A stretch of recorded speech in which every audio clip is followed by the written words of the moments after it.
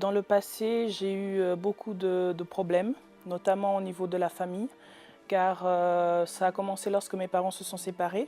Ma mère nous a ramenés ici en France et à travers de ça, j'ai ressenti comme une séparation forcée par rapport à mon père et j'ai commencé à me rebeller. Donc j'étais une enfant colérique. J'étais aimée, mais je ne me sentais pas aimée au sein de ma famille. Donc ça créait des problèmes, des tensions, que ce soit à la maison ou à l'école. Par rapport à ça, il y a eu aussi une autre situation qui s'est produite, c'est que j'ai été, pas abusée, mais j'ai eu des attouchements de la part d'un ami de la famille. J'ai essayé d'en parler à mon entourage, à mes frères et sœurs, d'en parler à ma mère. Donc j'ai été rejetée, je n'ai pas été comprise. Donc ça a accentué encore plus le problème. Donc j'ai eu encore plus de haine, plus de révolte, plus de colère. Et à travers de ça, il y a des problèmes spirituels qui sont apparus. Donc j'avais des migraines insupportables. Je pouvais rester une semaine dans le noir sans pouvoir sortir de ma chambre parce que je n'arrivais pas à me lever même tellement la douleur était forte.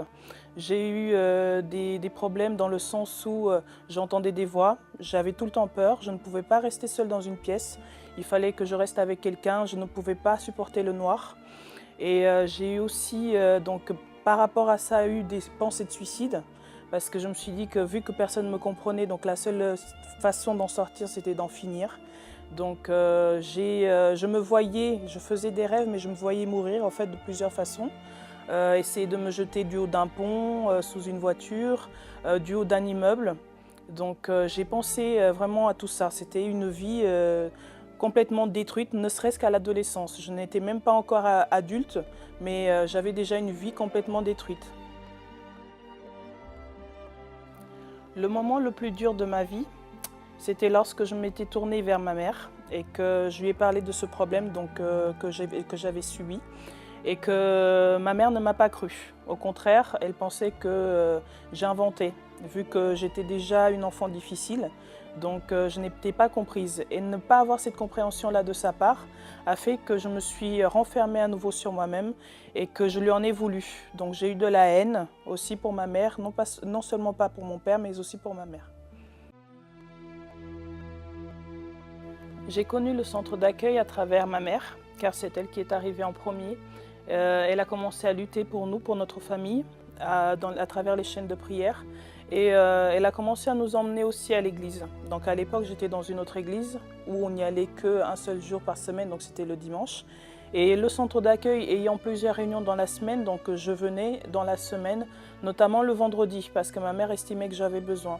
Le vendredi, c'est la réunion donc, pour la libération et donc de la vie spirituelle. Je suis venue le vendredi. La première fois, je me suis dit que c'était pas pour moi parce que je ne pensais pas que j'avais des problèmes spirituels. Je ne connaissais pas. Et j'ai fait à nouveau un autre vendredi.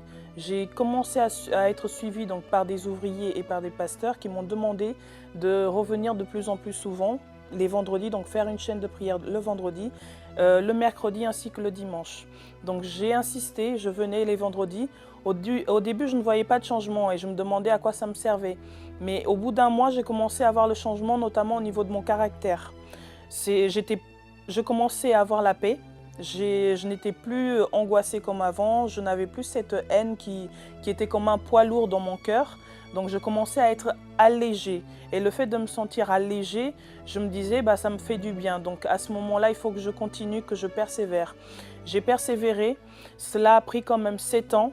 Parce que c'est vrai qu'il y a des moments où je me sentais allégée. Donc je me disais, c'est bon, je suis libérée. Et je restais en dehors de l'église. Je pouvais rester 1 mois ou 2 sans revenir.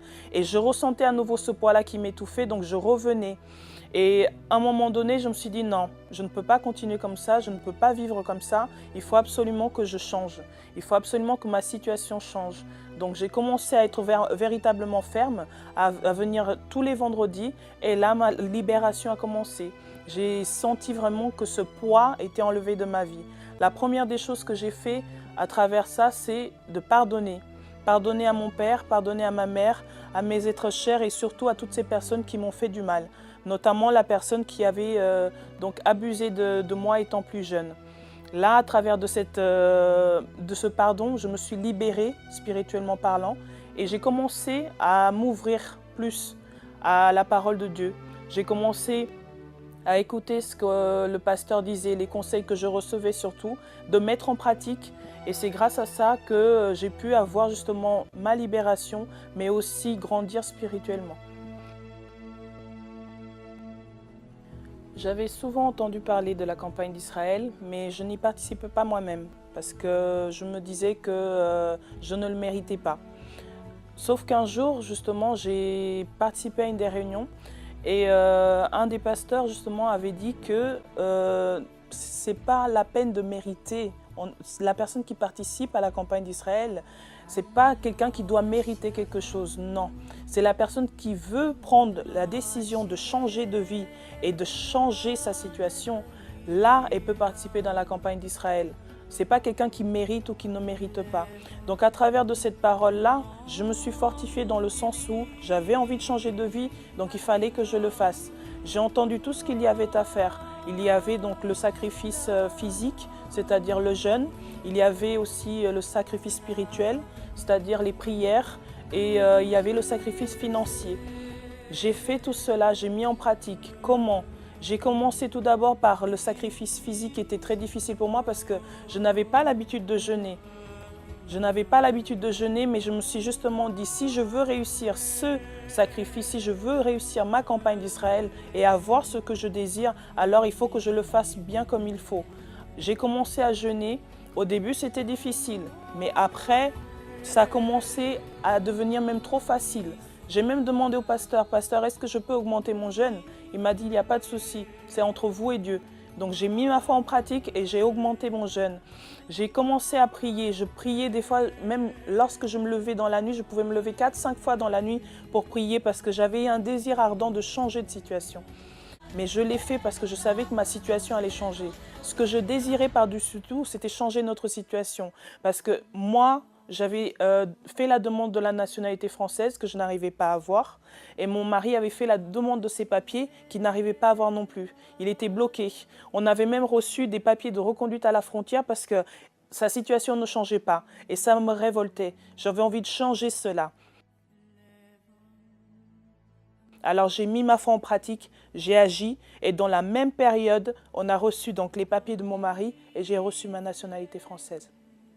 Je suis là aujourd'hui devant vous parce que Dieu a ouvert beaucoup de portes dans ma vie. J'ai pu acheter pas un mais 2 appartements. J'ai pu avoir donc une vie bénie. Je suis mariée, j'ai mes enfants, j'ai une vie grâce à Dieu prospère et je sais qu'elle va avancer encore plus jour après jour. Pour vous aussi, chers frères et sœurs qui désirez participer dans la campagne d'Israël, je vous invite juste à une chose, c'est-à-dire ouvrez votre cœur.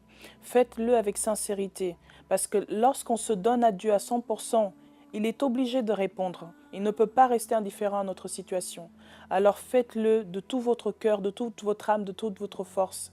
Jeûnez, priez, faites ce qu'on vous demande véritablement avec sincérité. Et j'ai foi que Dieu va agir dans votre vie de la même façon qu'il a agi dans la mienne. Que Dieu vous bénisse.